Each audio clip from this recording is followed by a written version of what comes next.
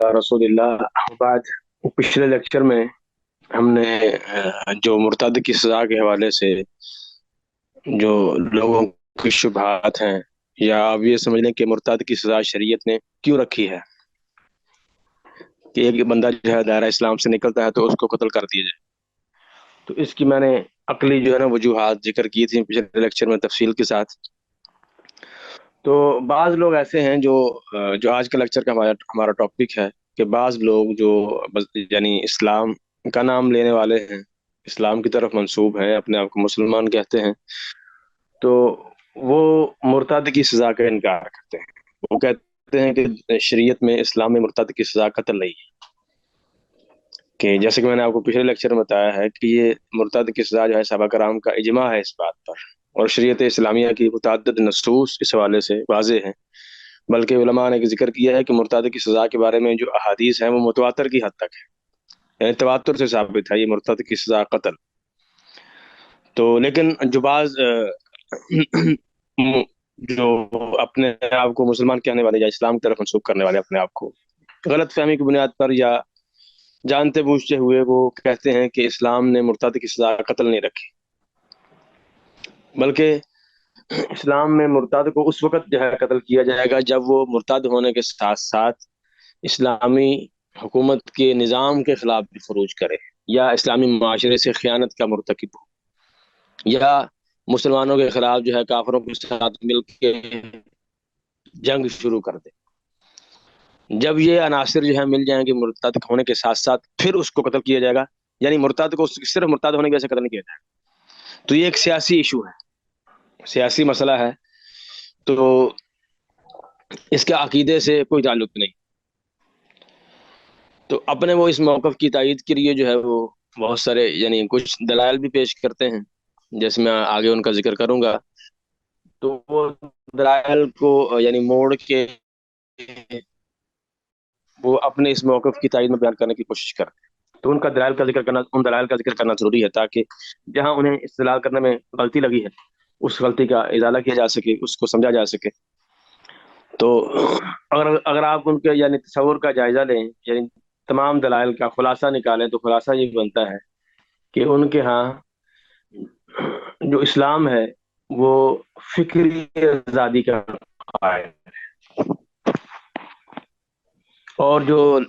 इस्लाम जो है फिक्री आज़ादी का कायल है, और दीन में किसी किस्म की ज़बरदस्ती जो है वो बर्दाश्त नहीं करता किसी भी तरह की, चाहे वो इस्लाम कबूल करने के मसले में हो या इस्लाम कबूल करने के बाद इस्लाम को छोड़ने के मसले में। और हर वो हदीस जो इस आज़ादी के खिलाफ होगी या आयत जो इस आज़ादी के खिलाफ होगी, तो उसका इनकार करना या उसका ऐसा माना बयान करना ताकि वो इन नसूस से टकराए ना, जरूरी हो जाएगा। तो यानी उनके बकौल ये मुर्तद की सजा है, ये उनका जो तसव्वुर है आज़ादी का, हुर्रियत का, उसके खिलाफ। तो वो कहते हैं कि हर वो कुरान की आयत या हदीस जो इस तसव्वुर के खिलाफ जाएगी वो मुतशाबिह है। तो ये जो यानी बुनियादी गलती है जो उनको लगी। और वो समझते हैं कि तमाम नसूस जो मजबूरी या यानी जिसमें थोड़ा सा मजबूरी का पहलू है वो टकराती हैं, ये ला इकराहा फिद्दीन वाली जो यानी जो इसका माना बनता है इसके माने से। और ये फहम उनका सही नहीं है। और इस हवाले से उन्होंने जो अपने मौक़िफ़ की तायीद में जो बुनियादी दलाइल पेश किए हैं, और उनको यानी खुलासा उनका किया जाए तो तीन दलाइल बनते हैं। पहली दलील जो है इस हवाले से कुरान की आयत है जिसका मैंने अभी जिक्र किया है कि ला इकराहा फिद्दीन क़द तबय्यन रुश्द मिनल गय, कि दीन में किसी किस्म की ज़बरदस्ती नहीं है, तहकीक हिदायत जो है वो गुमराही से वाज़ेह हो चुकी है। तो यहाँ अल्लाह ताला ने ज़बरदस्ती की नफी की है। तो जो कलिमा है इकराह, ये नकरा है। और उलमा के यहाँ कायदा है कि नकरा जब नफी के बाद आए तो वो अमूम का फायदा देता है। तो वो यानी साहिबान जो इस आयत से इस्तेलाल करते हैं अपने मौक़िफ़ की तायीद में, वो कहते हैं कि ये आयत आम है, यानी चाहे एक बंदा इस्लाम कबूल करना चाहे तो उसके लिए भी जबरदस्ती नहीं की जाएगी, करना चाहे तो मर्जी है, ना करे फिर भी मर्जी है। ऐसे ही इस्लाम कबूल करने के बाद इस्लाम छोड़ना चाहे, मुर्ताद होना चाहे, तो फिर भी उसकी मर्जी। तो वो समझते हैं कि उसको कत्ल करना जो है ये یا اس کو مجبور کرنا کہ وہ اسلام قبول کرنے کے بعد اسلام کو نہ چھوڑے، یہ اس نص کے خلاف ہے، قرآن کی اس آیت کے خلاف ہے۔ تو اب اس کا جواب یہ ہے کہ جب ہم اس آیت کے سیاق و سباق کو دیکھتے ہیں، اور جو مفسرین نے اس آیت کی تفسیر کرتے ہوئے جو درج کیا ہے، جو لکھا ہے، اور دیگر نصوص کو دیکھتے ہیں، تو ہمیں یہ سمجھ آتی ہے کہ جو آیت میں کسی قسم کی ایسی دلالت نہیں ہے کہ جس سے پتہ چلے کہ مرتد کی سزا قتل نہیں، اور نہ یہ دیگر نصوص کے خلاف، بلکہ مفسرین نے جو اس آیت کا معنی بیان کیا ہے، وہ بیان یہ کیا ہے کہ یہ آیت اسلام میں داخلے کے حوالے سے، یعنی جو اس میں یہ عموم ہے نا، لا اکراہ فی الدین، یہ عموم اسلام میں داخل ہونے کے لحاظ سے ہے، خارج ہونے کے لحاظ سے نہیں۔ تو اس میں جو عموم ہے وہ اسلام میں داخل ہونے کے لحاظ سے ہے، کہ اسلام میں اگر کوئی انسان داخل ہونا چاہے یا نہ ہونا چاہے، اس کی مرضی ہے۔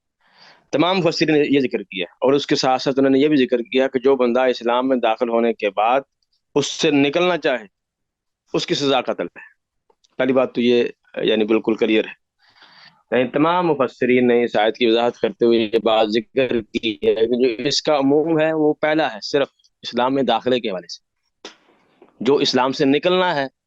وہ یہ آیت اس پر دلالت نہیں کرتی، اور نہ ہی کسی نے ذکر کیا ہے، اور نہ ہی صحابہ کرام نے یہ سمجھا ہے۔ اس لیے صحابہ کرام کا اس بات پر اجماع ہے کہ مرتد کی سزا جو ہے وہ قتل ہے۔ کسی صحابی کو یہ معنی سمجھ نہیں آیا جو یہ لوگ جو ہے وہ بیان کرتے ہیں، اور نہ ہی کسی نے اس سے استدلال کرتے ہوئے یہ کہا ہے کہ اسلام نے مرتد کی سزا جو ہے وہ قتل نہیں رکھی، بلکہ بہت سارے جو صحابہ کرام ہیں ان میں سے حضرت عمر رضی اللہ تعالیٰ عنہ، علی رضی اللہ تعالیٰ عنہ، معاذ، ابو موسیٰ اشعری، دیگر سب کا فتویٰ موجود ہے کہ مرتد کی سزا جو ہے وہ قتل ہے۔ تو یہ ایک بات جو ہے پہلی کلیئر ہے۔ یہ تمام صحابہ کرام نے بھی اس آیت کا معنی یہ سمجھا ہے کہ اسلام میں داخلے کے حوالے سے، اسلام میں داخل ہونا چاہے یا نہ ہونا چاہے، اس پہ زبردستی نہیں کی جائے گی۔ دوسرا جو ہے نا اسلام سے نکلنا، وہ آیت، یہ آیت جو ہے اس معنی پر دلالت نہیں کرتی۔ دوسرا جواب اس آیت کا یہ ہے کہ اگر بالفرض تسلیم بھی کر لیا جائے کہ چلو آپ کی مان لیتے ہیں کہ یہ آیت دونوں جگہوں کو شامل ہے، اسلام میں داخل ہونے کے حوالے سے بھی، نکلنے کے حوالے سے، تو یہ بالکل جو ہے وہ لاجک نہیں بنتی کہ آپ صرف اس آیت کو لے کے باقی تمام نصوص کو چھوڑ دیں، جو نصوص صراحتاً وضاحت کے ساتھ جو ہے دلالت کرتی ہیں کہ ایک مرتد کی سزا شریعت نے قطر رکھی ہے۔ صحابہ کرام کا اجماع ہے اس حوالے سے۔ تو یہ بالکل جو ہے وہ قرآن مجید کی جو منہج، جو قرآن مجید کو سمجھنے کا، شریعت کو سمجھنے کا علماء نے ذکر کیا، اس کے بالکل اپوزٹ ہے، اس کے بالکل خلاف۔ بلکہ علماء جو ہے وہ کہتے ہیں کہ قرآن مجید کی نصوص کو اور احادیث مبارکہ کو آپس میں یکجا کر کے، اکٹھا کر کے سمجھا جائے۔ ایک حدیث کو لے لینا یا ایک آیت کو لے لینا، دیگر آیات کو یا احادیث کو چھوڑ دینا، یہ بالکل جو ہے وہ علماء اصول کا رویہ نہیں ہے۔ اور یہ صرف اس مسائل میں، جیسے مثال کے طور پر اس کی ایک اور مثال سمجھ لیں کہ مثلا قرآن کی آیت ہے یوصیکم اللہ فی اولادکم للذکر مثل حظ الانثیین۔ اب اس آیت میں اللہ تعالیٰ جو ہے وہ اولاد کے بارے میں وصیت کر رہا ہے کہ تمہاری اولاد جو ہے اس کے بارے میں اللہ تعالیٰ وصیت کرتا ہے، مذکر کے لیے جو ہے وہ مؤنث سے ڈبل حصہ ہے۔ اب یہ آیت عام ہے ہر اولاد کے لیے، اس میں انبیاء کی اولاد بھی آ جائے، لیکن حدیث میں آتا ہے کہ انبیاء کی اولاد اس سے خارج ہے، کیونکہ انبیاء کی اولاد کے بارے میں اسپیشل اللہ کے رسول کی حدیث موجود ہے کہ یعنی معاشر الانبیاء لا نورث، کہ ہم انبیاء کی جماعت جو ہے وہ وارث نہیں بنائے جاتے۔ ایسے ہی اگر وارث جو ہے وہ قاتل ہو جائے تو وہ بھی وارث نہیں بنے گا، اگر بیٹا باپ کا قاتل ہو جائے تو وہ بھی اس سے نکل جائے گا، جیسے حدیث میں لیس للقاتل من المیراث شیء۔ تو اب یہ آیت عام ہے، تو اگر صرف اس آیت کو لیں تو قاتل بھی وارث بنتا ہے، انبیاء کی اولاد بھی وارث بنے گی، لیکن سنت نے اس آیت کے عموم کو خاص کر دیا ہے۔ تو ایسے ہی لا اکراہ فی الدین، اگر آپ کے بقول اگر مان لیا جائے کہ یہ اس بات پر دلالت کرتی ہے کہ مرتد کو قتل نہیں کیا جائے گا، تو دیگر نصوص کا کیا کیا جائے گا؟ ان کو چھوڑ دیا جائے گا۔ تو یہ بالکل جو ہے وہ منہج کے خلاف ہے، جو قرآن مجید کو اور احادیث مبارکہ کو سمجھنے کا اسلوب، طریقہ علماء نے، صحابہ کرام نے ذکر کیا ہے یا اپنایا ہے، اس کے خلاف۔ تو اب تیسرا جواب کہ اگر پھر بھی مان لیا جائے کہ جیسے تم کہتے ہو کہ آیت عام ہے، ہر طرح کی حالت کو عام ہے، یعنی نہ پہلے کسی کو مجبور کیا جائے گا اسلام قبول کرنے پر، اور اسلام قبول کرنے کے بعد جب وہ چھوڑنا چاہے تو چھوڑ کے چلا جائے تو اس کو مجبور نہیں کیا جائے گا. یعنی تمہارے بقول یہ آیت عام ہے ہر ہر لحاظ سے. تو پھر اس کا مطلب یہ بنے گا کہ جو بندہ اسلام کی جزئیات یعنی جزئیات پر عمل کرنا چاہے یا نہ کرنا چاہے اس کو مجبور نہیں کیا جائے. وہ بندہ جو ہے اسلام قبول کرنے کے بعد شراب چھوڑنا چاہے نہ چھوڑنا چاہے اس کو مجبور نہیں کیا جائے گا، زکوٰۃ دینا چاہے نہ دینا چاہے اس کو مجبور نہیں کیا جائے گا، نماز پڑھنا چاہے نہ پڑھنا چاہے جو ہے وہ مجبور نہیں کیا جائے گا. تو اس سے جو ہے وہ دین تو ایک کھلونا بن جائے گا. تو اس لیے یہ بات جو ہے نا وہ تمام سزائیں اس سے باطل ہو جائیں گی جو بھی شریعت نے جو تعزیرات اور جو سزائیں مقرر کی ہیں مختلف جرائم پر، کیونکہ آپ کے بقول جو ہے کسی کو مجبور نہیں کیا جائے گا. تو جرائم تو ہے وہ مجبوری ہے، جرائم میں تو آٹومیٹکلی جو ہے مجبوری آ جاتی ہے، کیونکہ شریعت نے ہر جرم کی سزا متعین کی ہے، چوری کی سزا متعین کی ہے، کسی پر تہمت لگانے کی سزا متعین کی ہے. تو ساری کی ساری جو قصاص ہے یہ ساری کی ساری سزائیں معطل ہو جائیں گی. تو یہ کھلونا یعنی پوری کی پوری شریعت کھلونا بن جائے گی آپ کے اس قول کے مطابق. تو اس لیے اس آیت کا معنی جو ہے جو آپ سمجھے ہیں یہ بالکل خلاف ہے اس معنی کے جو مفسرین نے اور صحابہ کرام نے سمجھا ہے. تو یہ تھی ان کی پہلی دلیل اس حوالے سے.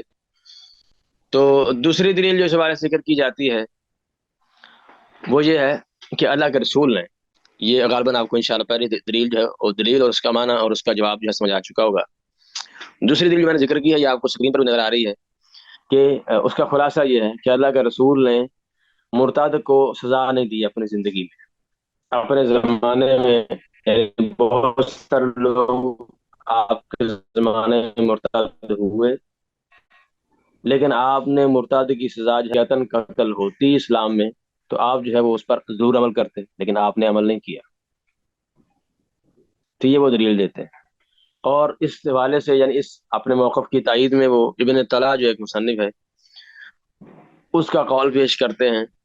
کہ اس نے ذکر کیا ہے کہ کسی بھی مشہور کتاب میں یہ ذکر نہیں ہے کہ اللہ کا رسول نے کسی مرتد کو یا زندیق کو قتل کیا. اور بعض نے اپنے اس موقف کی تائید میں یعنی اسی قول میں کہ اللہ کے رسول نے مرتد کو کبھی قتل نہیں کیا کچھ احادیث بھی پیش کی ہیں. وہ احادیث کا اشارہ میں نے آپ کے سامنے ذکر کیا ہوا ہے کہ ایک عربی کا قصہ ہے، دیہاتی آدمی کہ ایک دیہاتی آدمی اللہ کے رسول کے پاس آیا، اس نے آپ کی بیعت کی اسلام پر، لیکن مدینہ آنے کے بعد نا اس کو کچھ بیماری لگ گئی، بیماری لاحق ہو گئی. تو اس نے کہا کہ آپ جو ہے نا مجھے میری بیعت واپس کر دیں. تو آپ نے انکار کر دیا. تو وہ دوبارہ پھر آیا اور اس نے کہا جو آپ میری بیعت جو میں نے آپ کی ہے وہ مجھے لوٹا دیں. اس نے پھر انکار کر دیا تو وہ چلا گیا. تو اللہ کے رسول نے کہا کہ المدینہ تو کلکیر تنفی خبثھا، کہ مدینہ جو ہے یہ بٹی کی طرح ہے جو گند کو اپنے آپ سے نکال دیتا ہے. تو یہ آپ نے اس دیہاتی کے بارے میں فرمایا. تو اس سے انہوں نے استدلال کیا ہے کہ اس نے اللہ کے رسول سے جو بیعت کی تھی وہ اسلام پر کی تھی اور وہ اس نے واپس لینے آیا تو آپ نے نہیں کی، وہ چلا گیا. یعنی اس سے اشارہ وہ لیتے ہیں کہ وہ مرتد ہو گئے. تو آپ نے اس کو قتل نہیں کیا، کسی حدیث میں ذکر نہیں ہے کہ آپ نے اس کو قتل کیا ہو.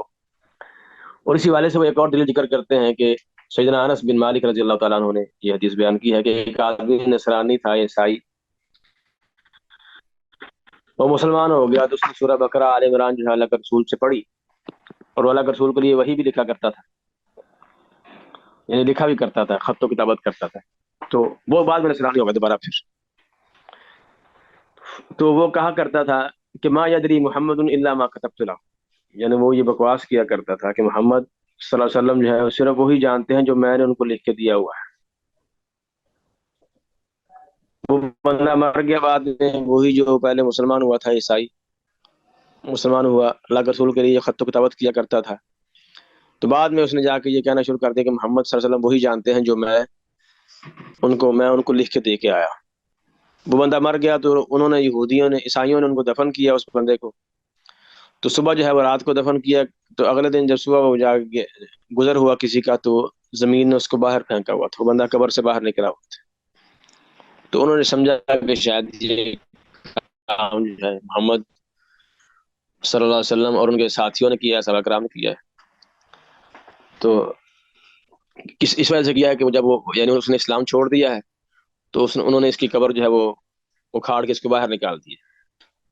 اور باہر رکھ دی ہے۔ تو انہوں نے کیا کیا، اگلے دن جو ہے وہ اور گڑھا جو ہے مزید گہرا کھودا، وہ اس کو دفنا کے آگے اگلے دن جب گئے پھر زمین نے اس کو باہر نکال دیا۔ پھر انہوں نے یہ سمجھا کہ شاید یہ محمد اور اس کے ساتھی نے کام کیا ہے۔ اگلے دن انہوں نے اور گڑھا گہرا کھودا زمین، جتنا وہ کھود سکتے تھے۔ پھر اگلے دن گئے تو زمین نے پھر اس کو باہر پھینکا ہوا تھا۔ تو وہ سمجھ گئے کہ یہ بندوں کا کام نہیں ہے، تو انہوں نے اس کو وہاں پڑھنے دیا اور چھوڑ کے چلے گئے۔ اب اس واقعے سے بھی وہ استدلال کرتے ہیں کہ وہ عیسائی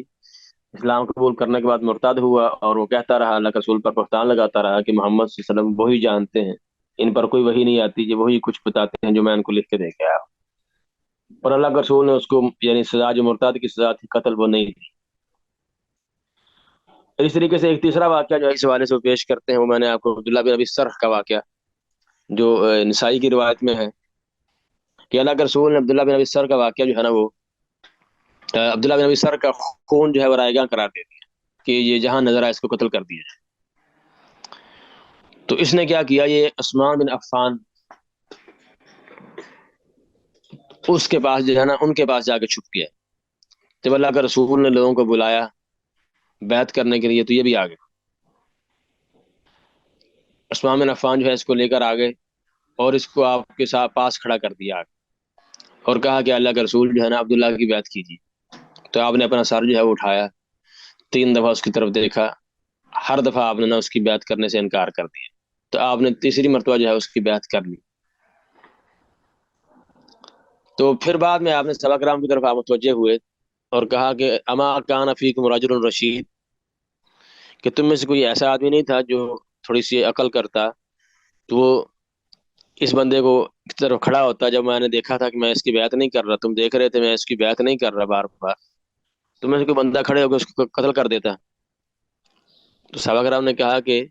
ہمیں کون سا پتہ ہے جو آپ کے دل میں چل رہا ہے، تو آپ اپنی آنکھوں سے اشارہ کر دیتے۔ تو اللہ کے رسول نے فرمایا کسی نبی کے لیے جائز نہیں ہے کہ وہ آنکھوں سے اشارے کرے۔ اب یہ بھی حدیث ہے اس بات، وہ کہتے ہیں کہ یا بندہ یہ مرتد ہو گیا تھا تو اللہ کے رسول نے ان کو اس بندے کو مرتد کی سزا جو ہے قتل نہیں دی۔ اگر مرتد کی سزا قتل ہوتی تو آپ اس کو ضرور سزا دیتے۔ ایسے ہی وہ ایک اور واقعہ کیا وہ منافقین کا ذکر کرتے ہیں کہ اللہ کے رسول کا جو موقف جو رویہ منافقین کے بارے میں تھا کہ منافقین جو ہے وہ یعنی وہ کافر تھے،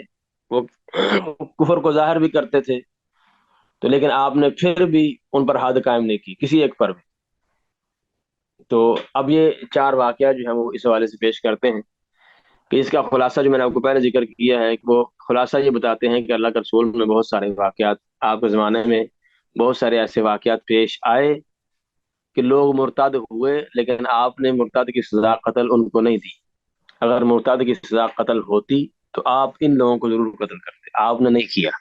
تو اس سے پتہ چلتا ہے کہ اسلام میں مرتد کی سزا قتل نہیں ہے۔ ابھی میں نے آپ کے سامنے وہ دلائل ذکر کیے ہیں جو مرتد کی سزا کا انکار کرنے والے ہیں اور یہ کہتے ہیں کہ اللہ کے رسول نے مرتد پر اپنی زندگی میں سزا نہیں یعنی مرتد کی سزا نافذ نہیں کی۔ آپ کے زمانے میں لوگ مرتد ہوئے اور انہوں نے ابن طلاق وغیرہ کا اور چند ایک احادیث میں نے جو آپ کے سامنے پیش کی ہیں، جو عرابی کا قصہ ہے، ایک عیسائی اسلام قبول کرنے کے بعد مرتد ہو گئے، سری عبداللہ بن ابی سرح کا واقعہ اور سرح منافقین کے ساتھ آپ کا جو رویہ تھا، تو اس بنا پر وہ کہتے ہیں کہ مرتد کی سزا اسلام میں قتل نہیں ہے، کیونکہ اگر سزا قتل ہوتی تو اللہ کے رسول ان تمام واقعات میں مرتد کی سزا نافذ کرتے پریکٹیکلی عملی طور پر، لیکن آپ نے نہیں کی۔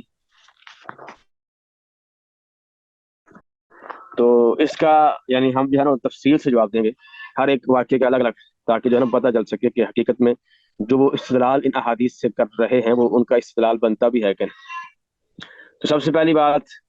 جو انہوں نے دعویٰ کیا ہے کہ اللہ کے رسول نے مرتد کو سزا نہیں دی، یہ دعویٰ درست نہیں، بلکہ اللہ کے رسول نے اپنی زندگی میں مرتد کو سزا دی ہے۔ اللہ کے رسول نے اس بندے کو قتل کرنے کا حکم دیا جس نے اپنے باپ کی منکوحہ سے شادی کی تھی، اور آپ نے اس کا مال یعنی اخذ کرنے کا، سلب کرنے کا حکم دیا۔ اور بہت سارے ائمہ کرام جو ہیں، امام طحاوی، ابن جریر، امام طبری، بہقی، ابن تیمیہ، ابن کثیر، دیگر کئی علماء نے یہ صراحت، وضاحت کے ساتھ یہ ذکر کیا ہے کہ اللہ کے رسول نے اس کو مرتد ہونے کی وجہ سے قتل کیا تھا، کیونکہ اس نے ایک شرعی حکم کو حلال کیا ہے جو حرام چیز تھی، کیونکہ نہیں، جو باپ کی منکوحہ ہے، باپ کی بیوی، اس سے نکاح کرنا شریعت نے حرام قرار دیا ہے۔ قرآن کی آیت ہے سورہ نساء میں، وَلَا تَنكِحُوا مَا نَكَحَ آبَاؤُكُمْ۔ تو اس آدمی نے اس نکاح جو حرام تھا اس کو حلال کر کے باپ کی منکوحہ سے نکاح کیا ہے، تو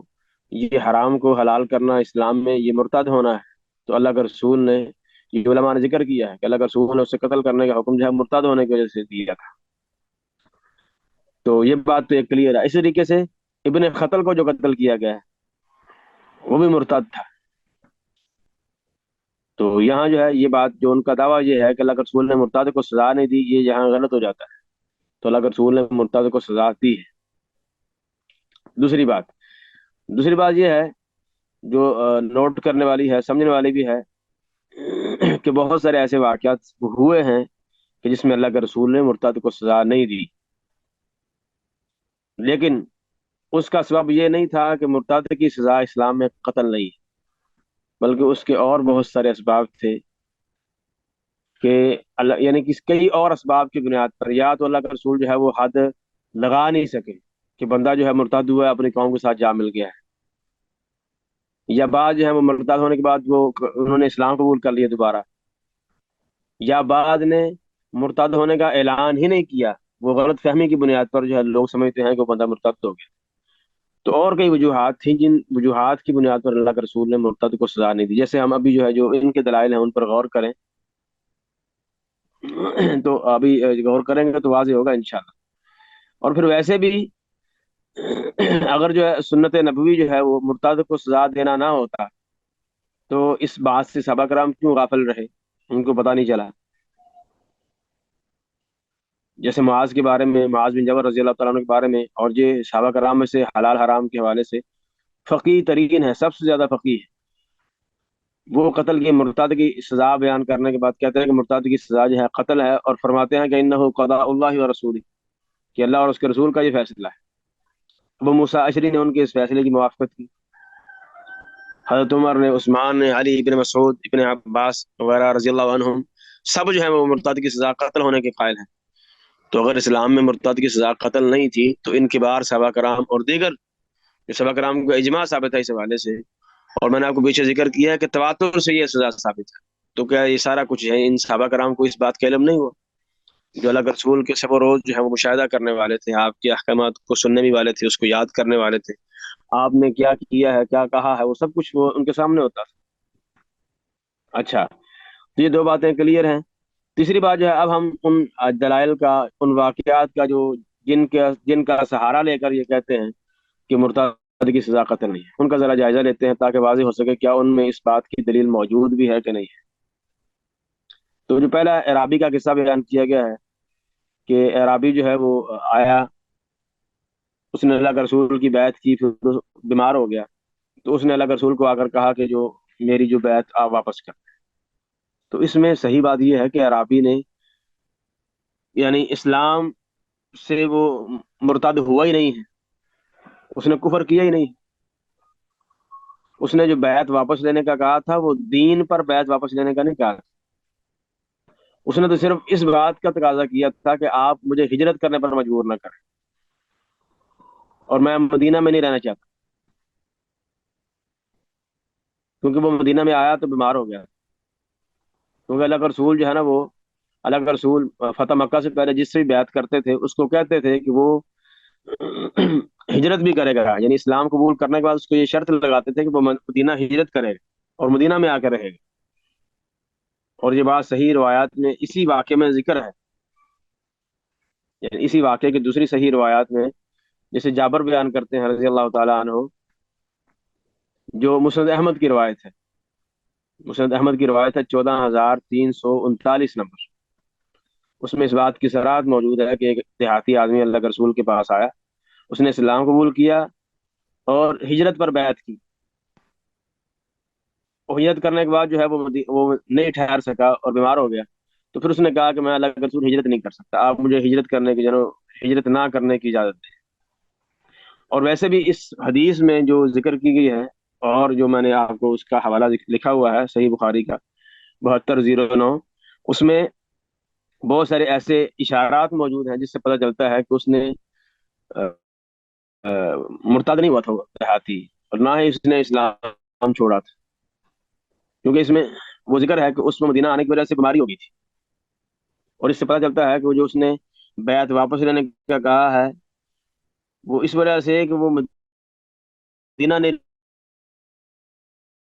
رہنا چاہتا, کیونکہ مدینہ آنے اس نے اللہ کے رسول کو یا رسول اللہ کہہ کر مخاطب کیا ہے. جب وہ واپس کرنے آیا بیعت, تو اس کے جو الفاظ تھے اس نے کہا یا رسول اللہ اقلنی بیعتی. تو اگر وہ منافق ہو چکا ہوتا, یعنی منافق کہہ رہا ہوں, مرتد ہو چکا ہوتا, کافر ہو چکا ہوتا, دوبارہ دین سے پھر چکا ہوتا, تو کبھی بھی یا رسول اللہ کے الفاظ نہ کہتا. اور ویسے بھی اگر وہ مرتد ہو ہی گیا تھا تو اس کو جو ہے وہ آپ سے اجازت لینے کی کیا ضرورت تھی؟ اگر وہ مرتد ہو چکا تھا تو وہ خود چلا جاتا ہے. وہ تو اللہ کے رسول کے احکامات کی پابندی سے اپنے آپ کو آزاد کروا چکا ہے اپنی مرضی سے, تو وہ دوبارہ کیوں آیا اللہ کے رسول کے پاس؟ اور ایسے بھی جو اللہ کے رسول نے آخر میں الفاظ کہے ہیں انما المدینۃ کالکیر, یہ بھی بالکل واضح طور پر دلالت کرتا ہے کہ آدمی جو آیا تھا دیہاتی, یہ وہ مدینہ میں ٹھہرنے سے جو ہے نا وہ آپ سے اجازت مانگ رہا تھا کہ مدینہ میں نہیں ٹھہرنا چاہتا, دین سے نکلنے کا مسئلہ نہیں تھا اس کو. اور بالفرض اگر یہ سارے جوابات بھی آپ کو سمجھ نہ آئے, تو یہ میں نے جو 4 پوائنٹ ذکر کیے ہیں, 3 4 اشارات, جس سے واضح طور پر یہ سمجھ آتا ہے کہ وہ بندہ صرف اس بات سے, یعنی آپ سے اجازت مانگنے آیا تھا کہ وہ مدینہ میں نہیں رہنا چاہتا, کیونکہ اس وجہ سے بیمار بیمار ہو گیا تھا. اگر بالفرض اگر یہ سارے جوابات بھی آپ کی سمجھ میں نہ آئے, تو آخری جواب پھر بھی موجود ہے کہ وہ اپنی قوم کے پاس چلا گیا تھا, اور ان کی قوم کے پاس پہنچنا اور اس کو جا کے حد لگانا یہ اللہ کے رسول کی قدرت میں نہیں تھا, کیونکہ اس کی قوم اس کو سپورٹ کرتی. تو یہ وہ دیہاتی کا قصہ ہے جس سے یہ لوگ جو ہیں وہ مرتد کی سزا کے یعنی نہ ہونے کی دلیل بناتے ہیں. تو یہ میں نے آپ کو واضح کر دیا ہے کہ وہ دیہاتی آدمی مرتد نہیں ہوا تھا. اچھا, دوسرا جو قصہ ہے, جو عیسائی کا ذکر کیا جاتا ہے کہ عیسائی اس نے اسلام قبول کیا, اللہ کے رسول کی وہ لیے وہ خط و کتابت بھی کیا کرتا تھا. وہ بعد میں جا کے وہ کہنے لگا کہ اللہ کے رسول صرف وہی جانتے ہیں جو میں ان کو لکھ کے دے کے آیا ہوں. تو یہ بھی اس بات کی دلالت نہیں کرتا کہ اسلام میں مرتد کی سزا قتل نہیں. اور اس واقعے میں بھی بہت سارے ایسے اشارے موجود ہیں, اور یہ اشارہ موجود ہے اس میں کہ وہ بندہ اپنی قوم کی طرف بھاگ گیا تھا, وہ اسلامی معاشرے میں نہیں ٹھہرا, مدینہ میں نہیں رکا. اس سے پتہ چلتا ہے کہ وہ مدینہ میں رکتا تو اللہ کے رسول اس پر حد لگاتے, اور وہ بلکہ مدینہ میں رکا ہی نہیں, اپنی قوم عیسائیوں کے پاس چلا گیا. تو اللہ کے رسول کی وہ قدرت میں نہیں تھا کہ آپ ان کو جا کے اس کی قوم میں جا کے, کیونکہ وہاں جو ہے وہ پھر ان کی قوم اس کا دفاع کرتی, تو دوسرا مسئلہ تھا. تو اللہ کے رسول کی قدرت میں نہیں تھا, کیونکہ وہ اسلامی معاشرے میں مدینہ میں اللہ کے رسول کی یعنی ماتحت نہیں ٹھہرا ہوا. ایسے ہی وہ بعد میں زندہ بھی نہیں رہا. اسی حدیث میں جیسے استدلال کیا ہے, ذکر ہے موجود ہے کہ بندہ مر گیا تھوڑے عرصے بعد. اور اس کے یعنی دوسری حدیث میں اس حدیث کی دوسری سند میں یہ الفاظ موجود ہیں, فما لبث ان قسمہ اللہ, یعنی وہ کچھ عرصہ ٹھہرا, تھوڑی دیر, تھوڑا زمانہ, تو وہ مر گیا, اس کو موت نے آ لیا. تو یہ بھی دلالت کرتا ہے اس بات پر کہ وہ بندہ جو ہے وہ اتنی دیر رکا ہی نہیں کہ اس پر جو ہے وہ اتنی دیر اس کی زندگی ہی نہیں تھی کہ اس پر حد قائم کی جا سکے. تو یہ یعنی باقاعدہ یہ جواب ہے اس حدیث کا جو میں نے آپ کو دی ہے. وہ بندہ پہلی بات تو یہ ہے کہ اپنی قوم کے پاس چلا گیا تھا, اور وہ اللہ کے رسول کی اسٹیٹ میں مدینہ کی ریاست میں مدینہ میں اسلامی معاشرے میں نہیں رکا. اگر وہ رکتا تو اللہ کا رسول ضرور اس پر ہاتھ لگاتے. اور دوسری بات یہ ہے کہ وہ اتنی دیر اس کی زندگی ہی نہیں ساتھ دیا, وہ یعنی اس پر حد لگائی جا سکے, ممکن ہو سکے. اگر بالفرض تسلیم کر لیا جائے تو وہ بہت جلد جو ہے وہ فوت ہو گیا. جیسے میں نے آپ کو بتایا کہ دوسری حدیث میں وضاحت موجود ہے۔ اور تیسرا واقعہ جو ہے عبداللہ بن ابی سر کا واقعہ، تو یہ بھی اس بات پر دلالت نہیں کرتا کہ مرتد کی سزا قتل نہیں ہے اسلام، کیونکہ جو عبداللہ بن ابی سر نے جو جرم کیا تھا وہ صرف مرتد ہونے کا نہیں کیا تھا، وہ خیانت عظمیٰ کا مرتکب ہوا تھا، اللہ کے رسول کو گالیاں دیا کرتا تھا، آپ پر بہتان لگایا کرتا تھا۔ اور جس بندے میں یہ ساری جو ہے وہ جرائم جمع ہو جائے، اللہ کے رسول پر بہتان لگانا، آپ کو گالیاں دینا، برا بلا کہنا، اور اسلامی معاشرے سے یعنی اسلامی حکومت کے ساتھ جو ہے وہ خیانت کرنا، خیانت کا مرتکب ہونا، ساتھ مرتد بھی ہو جانا، تو جس بندے میں یہ ساری جو ہے جرم جمع، سارے جرم جمع ہو جائیں، اس کا حکم جو ہے وہ قتل ہے بالاتفاق۔ اور اللہ کا رسول اس پر یہ حد نہیں لگا سکے کیونکہ وہ بھاگ گیا تھا، اور جیسے ہی آپ کہ وہ قبضے میں آیا، آپ کے کنٹرول میں آیا، آپ نے اس کو قتل کرنے کا حکم دیا، لیکن قتل کرنے سے پہلے پہلے وہ دوبارہ مسلمان ہو چکا تھا، اس نے توبہ کر لی، اسلام قبول کر لیا، اور اپنے جو ماں شریک بھائی عثمان بن عفان رضی اللہ تعالیٰ عنہ سے اس نے درخواست کی کہ آپ جو ہے وہ میری اللہ کے رسول کے ہاں سفارش کریں، اور عثمان نے جو آ کے سفارش کی رضی اللہ تعالیٰ عنہ نے، وہ مرتاد کی سزا جو ہے وہ ختم کرنے کے لیے نہیں کی تھی کہ اس کو آپ مرتاد کی سزا نہ دیں، وہ تو ختم ہو چکی تھی، کیونکہ اس نے مرتاد یعنی کفر چھوڑ کے اسلام دوبارہ قبول کر لیا تھا۔ وہ اللہ کے رسول کے ہاں سفارش اس لیے کر رہے تھے کہ جو آپ کا حق کہ وہ آپ کو گالیاں دیا کرتا، وہ آپ جو ہے وہ معاف کر دیں، کیونکہ علماء نے اس بات کی صراحت کی ہے، وضاحت کی ہے کہ وہ بندہ جو اللہ کے رسول کو گالیاں دیتا ہے مرتد ہے، اور اس کو دو وجوہات کی بنیاد پر قتل کیا جائے گا، ایک اسلام سے پھر جانے کی وجہ سے، مرتد ہونے کی وجہ سے، اور دوسرا اللہ کے رسول کو گالی دینے کی وجہ سے۔ اب یہ عبداللہ بن ابی سر جو ہے اس نے اسلام تو قبول کر لیا تھا، لیکن اللہ کے رسول کا جو حق تھا کیونکہ وہ گالیاں دیا کرتا تھا وہ باقی تھا، تو اللہ کا رسول سے وہ یعنی عثمان بن عفان نے سفارش کی کہ آپ جو اپنا حق ہے وہ جو ہے وہ ساقط کر دیں اور آپ اس سے راضی ہو جائیں، تو عثمان بن عفان نے اس حوالے سے اس کی یعنی سفارش کی تھی اللہ کے رسول کے ہاں۔ تو اس سے بھی واضح ہوتا ہے کہ یہ دلیل نہیں بنتی اس مسئلے کی کہ مرتد کی سزا جو ہے اسلام میں قتل نہیں۔ اور رہی بات آخری کہ جو منافقین کے ساتھ اللہ کا رسول کا رویہ تھا، یہ بھی اس بات کی دلیل نہیں ہے کہ مرتد کی سزا اسلام میں قتل نہیں ہے۔ اس کی کئی ایک وجوہات ہیں۔ پہلی بات تو یہ ہے کہ منافق کہتے ہی اسے ہیں جو اپنے آپ کو زبان سے مسلمان کہتا ہے، کفر کو چھپاتا ہے، کیونکہ اگر وہ علی الاعلان کفر کریں تو وہ کافر ہو جائیں گے۔ تو منافق ہوتا ہی وہ ہے جو زبان سے اسلام کا اظہار کرتا ہے، مسلمان ہونے کا اعلان کرتا ہے، دل میں وہ منافق ہے۔ اور جو مرتد کی سزا ہے اس شخص پر نافذ کی جاتی ہے جو علی الاعلان اپنی زبان سے کلمہ کفر کہتا ہے، اسلام سے پھرنے کا اعلان کرتا ہے، اسلام کو چھوڑنے کا اعلان کرتا ہے۔ جو اپنی زبان سے اس بات کا اظہار ہی نہیں کر رہا تو اس پر کیسے حد قائم کی جائے گی؟ اور دوسری بات یہ ہے اللہ کے رسول نے اس کے باوجود جو مدینہ میں منافقین تھے ان سے جو سزا ہے اس کی نفی کی، یعنی نفی کا اشارہ آپ نے نہیں کیا، بلکہ بہت سارے ایسے دلائل موجود ہیں جس سے پتہ چلتا ہے کہ یہ منافقین جو مدینہ میں تھے یہ وہ سزا کے مستحق ہیں، قتل کے مستحق ہیں۔ جیسے قرآن کی آیت ہے لَإِن لَّمْ يَنْتَهِ الْمُنَافِقُونَ وَالَّذِينَ فِي قُلُوبِهِم مَرَضٌ، کہ اگر منافقین باز نہ آئیں، اس کے یہ سورہ احزاب کی 60 نمبر اور 61 نمبر آیت ہے۔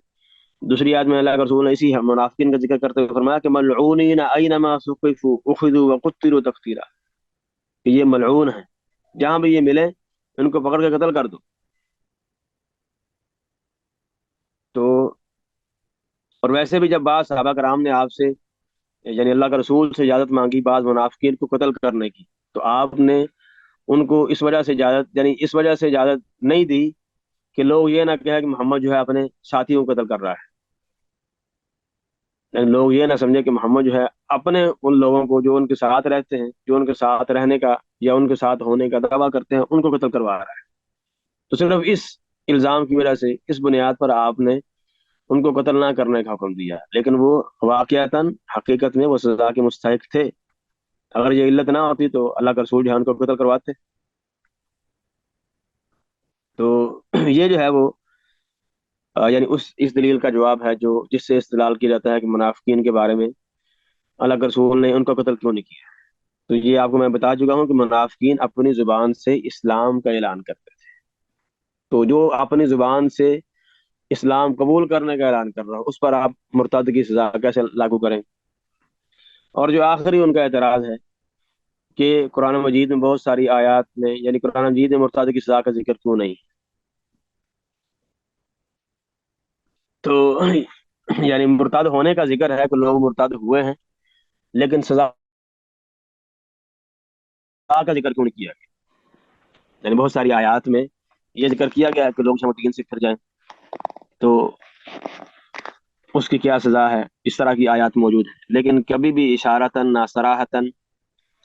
مرتد کی سزا کا ذکر نہیں کیا گیا۔ تو یہ دلیل بھی بہت کمزور ہے اس حوالے سے کہ پہلی بات تو یہ ہے کہ ہم یہ تسلیم ہی نہیں کرتے جو تمہارا دعویٰ ہے کہ قرآن مجید میں مرتد کی سزا کا ذکر نہیں، نہ صراحتاً نہ اشارت، بلکہ بہت ساری ایسی آیات موجود ہیں جس میں قوی ترین اشارہ ہے کہ مرتد کو قتل کیا جائے گا۔ یعنی بالکل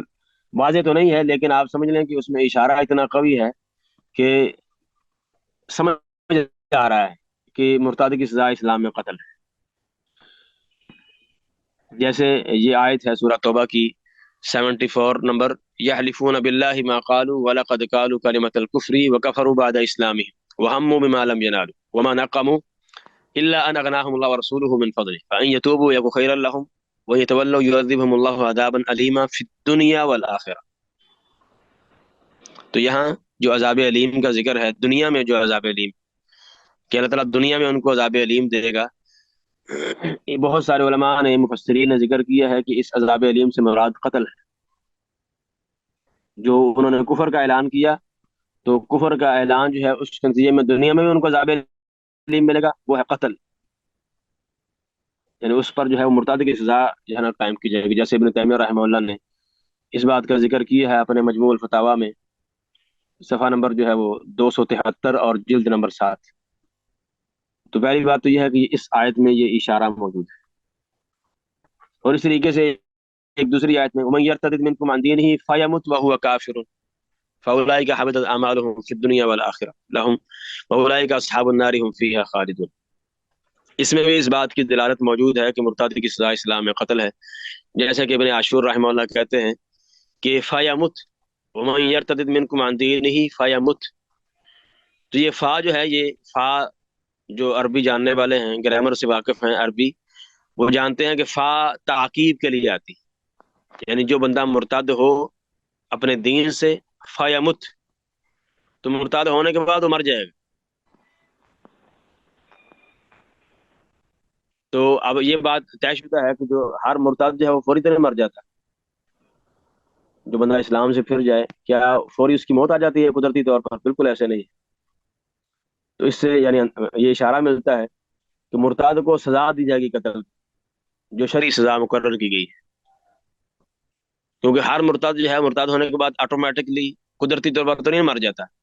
تو یہاں فَمَن يَرْتَدِدْ مِنْكُمْ عَنْ دِينِهِ فَيَمُتْ، جو مرتد ہو جائے تم میں سے اپنے دین سے، فَيَمُتْ یعنی فوری مرتد ہونے کے فوری بعد وہ مر جائے۔ اب فوری بعد جو ہے وہ قدرتی طور پر ہر بندہ نہیں مرتا، تو لیکن اس سے اشارہ ملتا ہے کہ فوری بعد ایسے ہی مرے گا کہ مرتد ہونے کے فوراً بعد اس پر جو شرعی سزا ہے مرتد کی وہ لاگو کی جائے گی۔ تو اس طریقے سے اور بھی اور آیات ہیں جن سے اشارہ اس طرح کا ملتا ہے کہ مرتد کی سزا اسلام میں قتل ہے۔ اور دوسری بات جو زیادہ قوی ہے، تو یہ جو یہ اعتراض کیا جاتا ہے قرآن مجید میں مرتد کی سزا کا ذکر نہیں ہے، تو یہ اعتراض ہی قابل قبول نہیں، کیونکہ کہ جو اسلام میں جو احکامات اخذ کرنے کے جو مصادر ہیں وہ صرف قرآن مجید نہیں، بلکہ سنت نبوی جو ہے اللہ کے رسول کی سنت احادیث، وہ بھی بنیادی مصدر ہے احکامات کو اخذ کرنے کے۔ اگر جو ہے قرآن میں کوئی حکم موجود نہیں ہے، سنت نبوی میں موجود ہے، احادیث مبارکہ میں، صحیح احادیث میں وہ حکم موجود ہے، تو وہ بھی ان کے حکم کا ماننا ضروری ہے۔ اور اس بات میں محدثین کے ہاں، مفسرین کے ہاں، صحابہ کرام، علماء کرام، کسیوں سینکڑوں آیات میں اللہ کے رسول کی اتباع کا حکم دیا ہے۔ وما آتاکم الرسول فخذوه وما نهاكم عنه فانتهوا فإن تنازعتم في شيء فردوه إلى الله والرسول إن كنتم تؤمنون بالله واليوم الآخر، اور واطیعوا الله واطیعوا الرسول ومن يطع الرسول فقد أطاع الله، بہت ساری آیات ہیں۔ فَلْيَحْذَرِ الَّذِينَ يُخَالِفُونَ عَنْ أَمْرِهِ أَن تُصِيبَهُمْ فِتْنَةٌ، تو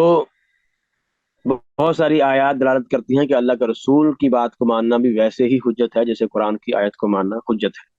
اور جو حکم احادیث مبارکہ میں موجود ہو اس کو ماننا بھی ضروری اور فرض ہے۔ اور تیسری بات جو ہے کہ قرآن میں بہت ساری ایسی چیزیں ہیں کہ قرآن نے ان کا صرف بنیادی حکم ذکر کر دیا ہے، اس سے متعلقہ جو ہے تمام تفصیلات جہاں ذکر نہیں کی، جیسے نماز ہے۔ اب نماز کا حکم ہے، موجود ہے اقیم الصلاۃ، کہ نماز پڑھو، بار بار موجود ہے، لیکن نماز کیسے پڑھنی ہے، فجر کی کتنی رکعات ہیں، ظہر کی کتنی ہیں، عصر کی، مغرب کی، عشاء کی، نوافل کتنے ہیں، موجود نہیں ہے، اوقات کس ٹائم پڑھنی ہے، موجود نہیں ہے۔ تو یہ ساری کی ساری تفصیل احادیث مبارکہ میں موجود ہے۔ زکوٰۃ کا حکم ہے، لیکن زکوٰۃ کس مال سے دینی ہے، کتنی دینی ہے، کب دینی ہے، کوئی ذکر نہیں۔ اس طریقے سے حج کے حوالے سے، روزے کے حوالے سے، تو بہت سارے ایسے اس طرح سے مثلا نکاح کے مسائل ہیں کہ کس سے نکاح حرام ہے، کس سے، اس کی اگرچہ کچھ تفصیل موجود ہے، لیکن بہت سارے ایسے نکاح کے مسائل ہیں جو قرآن مجید میں موجود نہیں۔ تو قرآن مجید میں بلکہ بعض کا تو ایسا ہوتا ہے کہ بعض کا قرآن مجید میں وہ حکم موجود ہے جو اتنا اہم نہیں ہے، اور جو زیادہ اہم ہے وہ موجود نہیں۔ مثال کے طور پر اب قرآن مجید میں قسم کا کفارہ موجود ہے، لیکن قرآن مجید میں اگر کوئی بندہ جمع کر لے، مباشرت کر لے اپنی بیوی سے، تعلقات قائم کرے رمضان کے دن میں روزے کی حالت میں، تو اس کا کفارہ کیا ہے، موجود نہیں، حالانکہ یہ جو ہے وہ بڑا حکم ہے، زیادہ اہم ہے۔ تو اس لیے سنت بھی ایک حیثیت رکھتی ہے، وہی حیثیت جو قرآن مجید کی ہے۔ جیسے قرآن مجید کے احکامات کو ماننا ضروری ہے، ویسے ہی بعین ہی صحیح احادیث کو ماننا، اس پر عمل کرنا واجب اور ضروری ہے۔ تو یہ چند ایک جوابات تھے جو مرتد کی سزا جو نہ ماننے والے ہیں، جو اپنی تائید میں جو دلائل پیش کرتے ہیں، ان کے ایک جوابات دیے ہیں، تو آپ بھی ذکر کر دیے جائیں تاکہ اس حوالے سے کسی قسم کی کوئی انسان کو یعنی تشنگی باقی نہ رہ جائے۔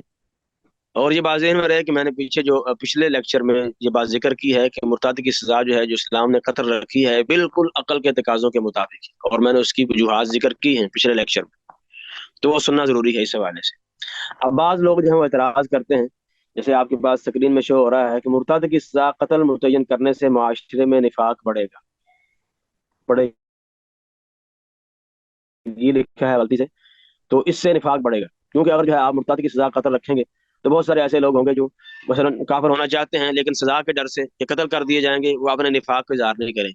تو لوگ مرتد ہوتے چلے جائیں۔ تو وہ کہتے ہیں کہ منافقت جو ہے یہ کفر سے کمتر ہے، تو آپ جو ہے مرتد کی سزا قتل رکھ کے آپ نفاق کو بڑھا رہے ہیں، اور جو کہ کفر سے بھی زیادہ خطرناک ہے، تو آپ اس کو کافر ہونے دیں،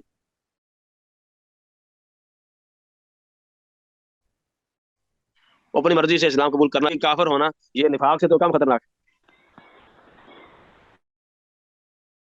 تو یہ معاشرے میں فساد کا یعنی باعث بنے گا۔ تو اور یہ استدلال جو ہے یہ آج کل بہت عام ہے، بہت سارے لوگ جو ہیں اس کو، اس عقلی اعتراض کو بطور دلیل کے پیش کرتے ہیں، حالانکہ اس کا جواب سادہ سا یہ ہے کہ کسی معاشرے میں نفاق کا ہونا وہ اس معاشرے کے خراب ہونے کی دلیل نہیں، نہ اخلاقی لحاظ سے، نہ اس کے نظام کے حوالے سے۔ کسی مسلمان کو اس حوالے سے شک نہیں ہے، نہ ہونا چاہیے،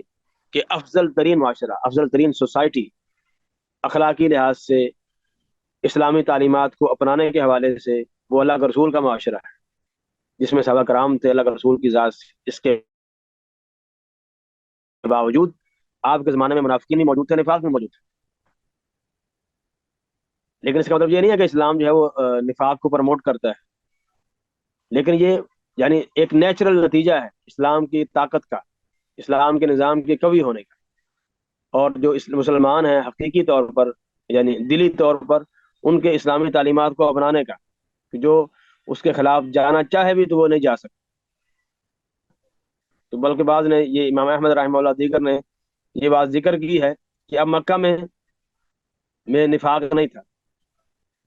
مکہ میں نفاق بالکل بھی نہیں تھا، کیونکہ مکہ میں مسلمان کمزور تھے اور کافر جو ہے ان کا غلبہ تھا۔ تو وہی شخص جو ہے وہ ایمان لاتا تھا، وہ ہجرت کرتا تھا جو اندر سے بھی مومن ہوتا تھا، تو وہاں جو ہے نفاق کا کوئی سبب بنتا ہی نہیں، کیونکہ وہاں نفاق جو ہے وہ اپنی موت کو دعوت دینے کی بات تھی۔ نفاق کہہ رہا ہوں، یعنی بالکل نفاق اپنی موت کی دعوت دینا ہے کہ انسان جو ہے وہ اندر سے کافروں کے ساتھ ہو، ظاہر مسلمان ہو، کیونکہ وہاں غلبہ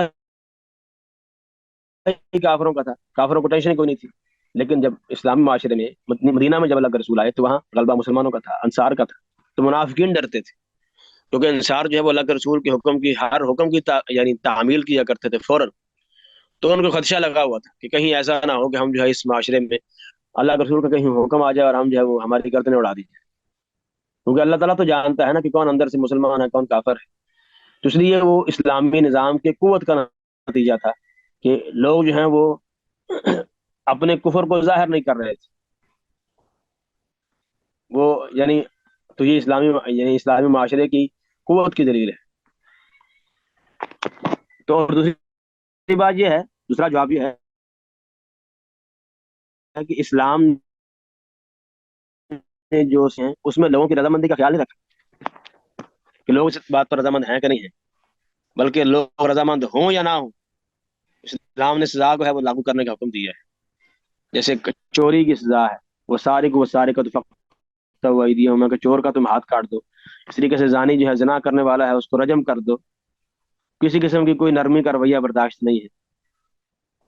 تو اب اگر کوئی بندہ جو ہے وہ یعنی چوری چھپے جو ہے وہ زنا کر لے اور لوگوں کے سامنے جو ہے وہ مومن آدمی ہو، تو کیا ہم جو ہے زنا کی سزا جو ختم کر دیں گے اور کہیں گے کہ یہ نظام جو ہے، یہ سزا جو اسلام نے مقرر کی ہے اس سے نفاق پیدا ہو رہا ہے تو ہم اس سزا کو ختم کر دیں؟ اور جو بندہ جو ہے کسی کا مال چوری کرے اور کسی کو پتہ نہ چلے تو کیا ہم اس سزا کو ختم کر دیں کہ وہ لوگ جو ہے ظاہراً وہ بندہ جو ہے وہ اپنے آپ کو صحیح سے پیش کر رہا ہے اور اندر سے وہ چوری کر رہا ہے؟ تو یہ لاجک بالکل غلط ہے کہ یہ نفاق کا باعث ہے۔ اور ویسے بھی تیسرا جواب یہ ہے کہ کسی بھی نظام میں، جہاں بھی دنیا میں آپ کسی دیکھ لیں، کوئی بھی سسٹم ہے، تو وہاں جو ہے جو نظام بنتا ہے تو نظام کی خلاف ورزی کرنے والے پر سزائیں بھی وہ متعین کرتے ہیں کہ جو نظام کی خلاف ورزی کرے گا ہم اسے کیا سزا دیں، کیونکہ یہ انسانی فطرت ہے، نیچرلی طور پر ہر بندہ جو آپ نے نظام بنایا ہے اس قانون کو، نظام کو فالو نہیں کرے گا، تو اس لیے جو فالو نہ کرنا چاہے اس کو زبردستی کروایا جائے، کیونکہ بعض بندے ایسے ہوتے ہیں ہر معاشرے میں کہ وہ قانون کو فالو مرضی سے نہیں کرتے بلکہ وہ مجبوراً کرتے ہیں، تو ہم اس سے کیا اخذ کریں گے؟ کوئی نظام ٹھیک نہیں ہے، اس نظام کو بدل دیں۔ اگر آپ وہ نظام بدل کر دوسرا لائیں گے پھر کوئی ایسے بندے ہوں گے جو اندر سے اس نظام کو نہیں فالو کرنا چاہیں گے، تو اس لیے یہ بات جو ہے بالکل غلط ہے۔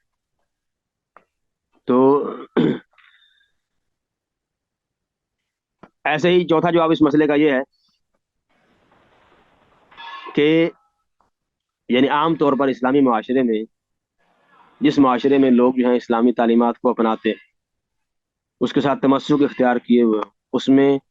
شریعت کے احکامات کو نہ ماننے والوں کی تعداد بہت کم ہوتی ہے، اور ان کے یعنی بالکل جو ہے وہ آٹے میں نمک کے برابر،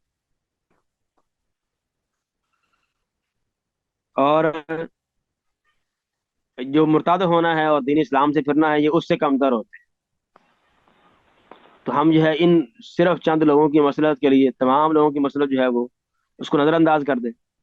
ان کو چھوٹ دے دیں گے، تو پھر جو ہے وہ معاشرے میں پچھلے ذکر کیا تھا، تو یہ معاشرے میں کفر جو ہے اس کو زیادہ بڑھاوا دینے کا باعث بنے گا، خاص طور پر جو لوگ جو ہیں کمزور عقیدے کے ہوں گے، جو اتنا ان کا ایمان مضبوط نہیں ہے، تو اگر آپ مرتد کی سزا جو ہے قطر نہیں رکھیں گے تو جو بین بین ہے، ڈیمون ڈول ہے، تو وہ بھی مرتد ہوتا چلا جائے گا۔ تو اس لیے یہ اعتراض جو ہے عقلی تو یہ بالکل فضول ہے، بونڈا اعتراض ہے، تو میں نے اس کا جو جواب دیا ہے، تو امید ہے یہ بات جواب آپ کو سمجھ آ گیا ہوگا اور دوسری جو بات ہے کہ اگر ایک اعتراض یہ بھی کیا جاتا ہے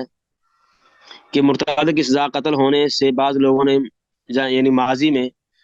ناجائز فائدہ اٹھایا ہے، یعنی اس بندے کو بھی مرتد بنا کے قتل کر دیا ہے جو مرتد نہیں بھی تھا، اور مستقبل میں بھی ایسا ہو سکتا ہے کہ کوئی بندہ جو ہے اس سزا سے ناجائز فائدہ اٹھائے، یعنی اس بندے کو بھی قتل کر دیا جائے جو مرتد نہ ہو۔ تو اس لیے ہمیں چاہیے کہ ہم یہ سزائیں ختم کر دیں جس کا جو ہے وہ لوگ ناجائز فائدہ اٹھا سکتے ہیں۔ اب اب یہ بات بالکل عقلی لحاظ سے، منہجی لحاظ سے فضول ہے، کیونکہ یہ استدلال کا طریقہ قابل قبول ہے ہی نہیں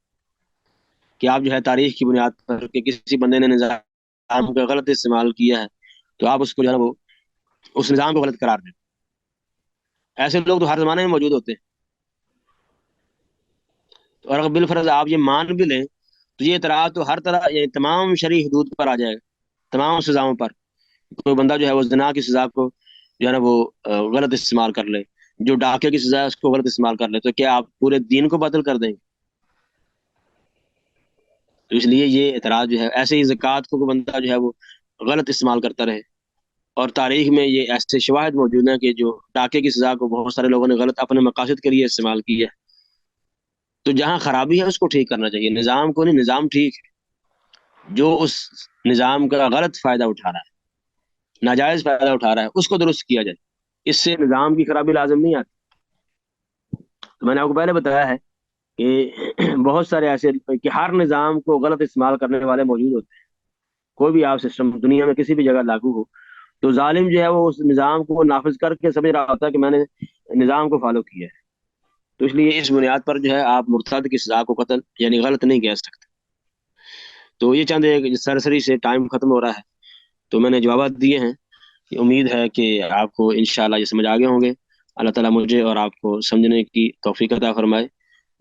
بارک اللہ فیکم، شکر اللہ لکم ونفع بکم الاسلام والمسلمین۔